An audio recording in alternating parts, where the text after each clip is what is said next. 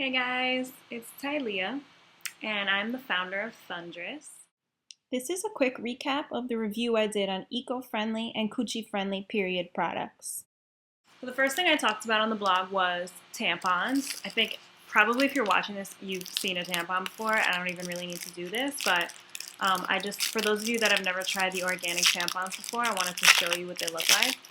So they have these cardboard applicators, which are kind of a pain in the ass and can get a little bit stuck when you have to do it kind of with one hand. You know what I'm saying? Like one hand on and the other hand, it can kind of get stuck a little bit. Also, if it's not like the first day. Oh shit! I just broke this.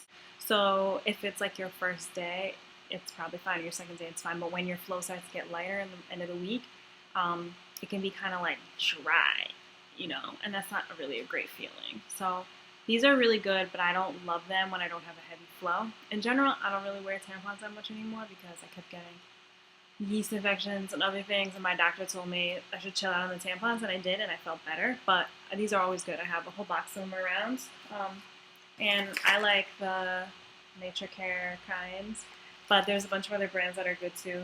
These are everywhere, that even at the bodega and stuff. This fucking hipster Brooklyn. You know what this is? This is a sea sponge, um, and this is actually a natural tampon. You just dampen it a little bit, and then it gets really squishy, and you can kind of stick it in there. To be honest with you, this shit was so uncomfortable, and I just felt so nervous about it. But I think you could probably try to figure it out.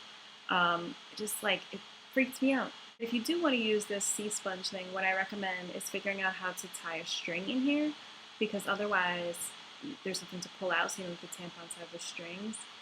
It can be a little bit hard to get out if there's no string. So you put it up there, and then you want to get it out, and it's kind of like this damp sponge situation. It's not cute. The next thing I want to show you are pads. So I have an example. This is like a conventional pad. And I won't talk shit about the company that's from, but you probably know. And you can see it's kind of plasticky. And you can even hear it. Can you hear that? That's the sound you hear when it's in your crotch. It's like the worst sound ever. And you feel like you're a baby wearing a diaper. Just very plasticky. It works really well. Like, I've never had any leaks or anything with these. But that's because it's just basically like toxic plastic sludge in your vagina. Just like not cute. And then we have another kind of pad. These are the Nature Care pads. And what I don't like about these is how kind of annoying it's packaged. Like, you have to do so much extra work to get these open. There's like all these flaps. It's like some like sanitary pad origami, which I'm not trying to do when I have my period, It's annoying. But once you can get that done, it works pretty much the same. And it has a totally different texture. So there's a organic cotton layer on the top. This layer here is organic, the one that goes straight on your puss. It still makes a bit of a noise, but it's not the same kind of crinkly noise. It's just a much more like sturdy feeling fabric, which I really like. It does get bunchy though, so like I've gone to sleep with these and then like woken up and the entire thing was in my butt crack. I don't really like sleeping on these, but during the day it's totally fine. And much, much, much better in my opinion than the other more conventional plasticky kinds. Speaking of pads, I wanted to show you, this is the Lunapad reusable pad that I bought. And basically what it is it's like a little holster. Can you see that? So you attach this part around your underwear, and then you can slide in the reusable pads if you need them into here. Like on your first couple days, you probably want an extra one. It's like more absorbent. But on other days, you don't even need it. This fabric is thick enough. This is like, it's a fleece material. You can't really see it. It's like really warm and cozy, but also it's real hot. I like these a lot when I'm in the house, when I don't have to worry about going anywhere, especially if it's like, I don't know, it's like a Sunday and I'm wearing big sweatpants or something. But if I was trying to wear these with some skinny jeans, it just like feels like a lot. And we have here the magical Diva cup. And everybody relax. This is one I bought for my sister. It hasn't been used yet. Although, I wonder how she's going to feel about me showing it all on the internet. But Sorry, Lauren. So if you've never used one of these before, I highly recommend giving it a try. This is a Diva cup. There's a bunch of different brands that you can get that are dope. It takes a little bit of getting used to, so just give yourself some time. If you don't like it on your first try, it doesn't mean it's not for you. You just have to like kind of work at it a little bit.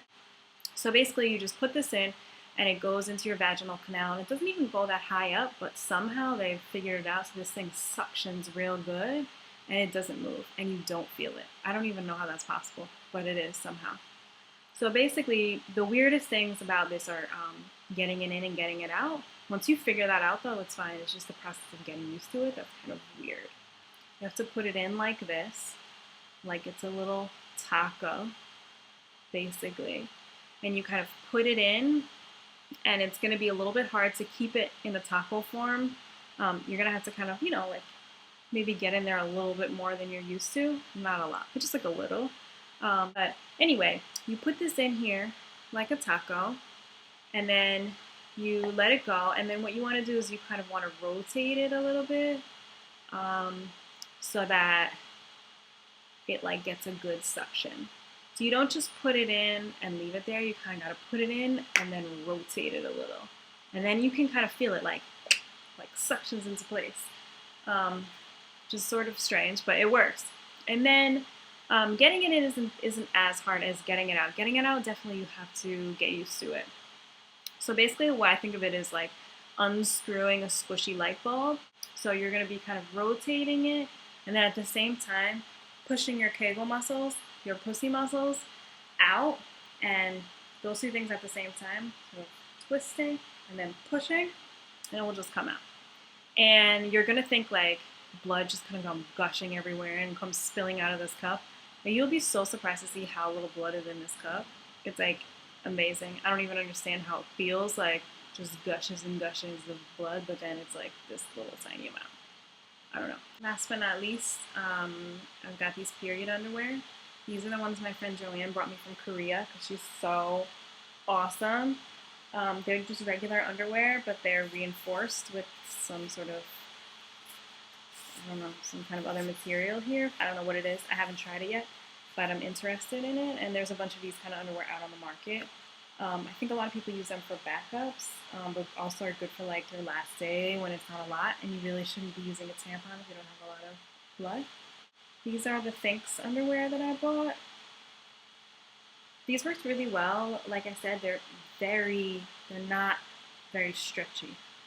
Like I'm like really pushing it to stretch these. So you really want to get the size that's right for you. I should have gotten size large. What I learned from doing this is that normal products, tampons and pads, have tons of crazy chemicals in them that the companies don't have to tell you about. And they're bad for your body, bad for your vagina. You're at higher risk for things like toxic shock syndrome, but then also just like getting yeast infections and crotch rot and throwing off your pH and just like not a nice time down there. Thank you so much for watching, and don't forget, protect your puss, because nobody else is going to do it for you. Bye!